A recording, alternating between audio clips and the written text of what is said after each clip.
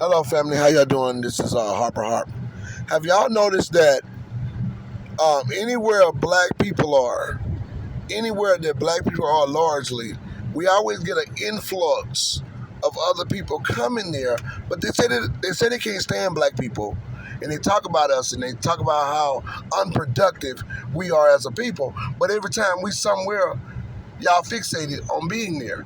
Atlanta is a place where at once upon a time, and some people still think it, where blacks here are elite status, where a lot of rich black people and rappers and entertainers, and Atlanta is a place where black people in the communities, largely some of them had nice big houses, but that has changed a lot. A lot of people don't realize that's changed a lot because everybody was fixated on coming to Atlanta to buy property because the property was so cheap. And I don't think we understand the scientific part of this. And everybody was so fixated in coming here um, for reasons and to be part of something and bring their businesses. It was cheap. And then not only that, anywhere where black people come and do well or do somewhat well, they're going to come to destroy that because black people never really got to that place where we actually can have the momentum to be over everything that we need to be over in a full success. They've always got in front of it because people are jealous of black people. They're jealous of our talent. They're jealous that we can do so much. Juneteenth is about us. It's about descendants of slaves. It ain't about nobody else. But now you can come and enjoy it just like you do Cinco de Mayo. But you don't get to get in front of it. You don't get to sell stuff. Give us a chance first to get out there and be a part of the productiveness of black success and black uprise. Because people are jealous of us. Because black folks, we are the ones who created the country. We designed it. All the culture belongs to us. The cooking, the dancing, the rock and roll, the food, the history, everything that was made and designed belongs to black people. White people, they took over things by ownership. They are a pillaging group of people. They don't want that in their history. They want something else in their history. They want to be notified in their history as scholars.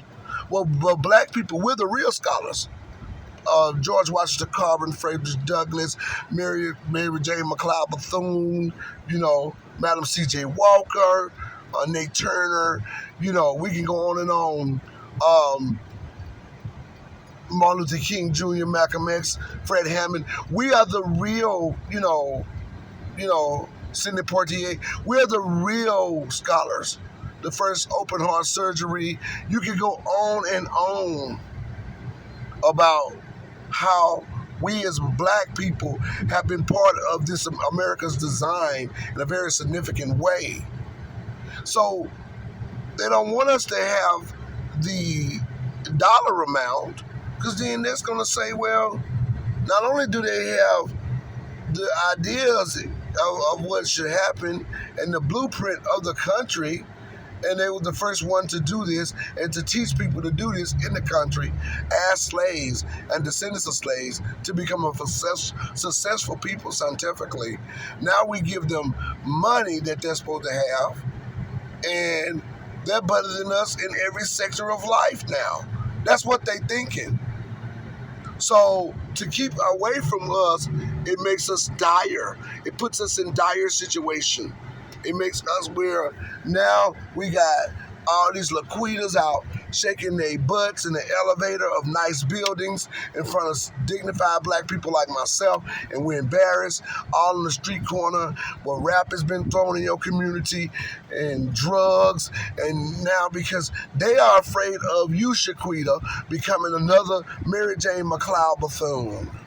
They're afraid of you becoming something, a scholar. Francis, I forgot her name, but a lot of scholars that are black people, they are afraid of you becoming that progressiveness, that progressive individual of the slave descendant of black life that we have become, who oftentimes outrate and surpass everyone else. They was afraid of Pookie and Ray Ray becoming another Malcolm X or Dr. King, another scientist where you do the first open heart surgery person or another Johnny Cochran. They understand this because they have been focused on us. We're not focusing on them. They focused on us. And see, then when they get us in this hole of dysfunction, they turn around and say, oh, it's a gene, a bad gene, or we need to do this, or y'all ought to be ashamed of yourselves.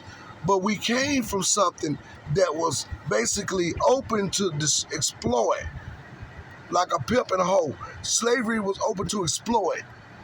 And every time we put our foot before the other, you come with guns and fire bombs and a whole bunch of hollering and screaming about the word nigger and racism and killing people, lying on people, saying we raping white women, hanging folks in the public, burning people just to keep us down. And then that white woman with her come around with her beautiful flowy hair and say that she's something special because she talk a little ways, but her family and her community dealt with you by violence, bombs, burning stuff. She is no ways a tasteful person that comes from this in her or his background. When Kyle comes and he got his beautiful skateboard cut and his tailored clothes on and he speaks well after his family and community done burned you out